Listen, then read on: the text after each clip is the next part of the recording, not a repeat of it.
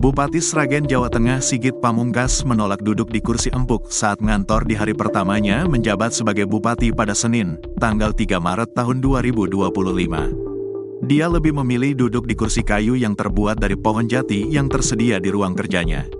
Kursi empuk yang tersedia di ruangannya, kini diganti dengan kursi kayu berukiran aktivitas petani saat mengolah sawah. Kemudian, terdapat gambaran warga pedesaan yang tengah berkumpul untuk makan bersama. Di sandaran kursi bagian paling atas tertulis, "Rakyat". Sementara pada sandaran bagian belakang terdapat ukiran aktivitas warga di depan rumah, serta potret kehangatan saat berkumpul di warung angkringan. Sigit menjelaskan, kursi itu menjadi pengingat baginya, kekuasaan yang ia dapat saat ini merupakan amanah dari warga Sragen. Kursi ini kursi rakyat, kita lahir dari rakyat untuk mengemban cita-cita rakyat.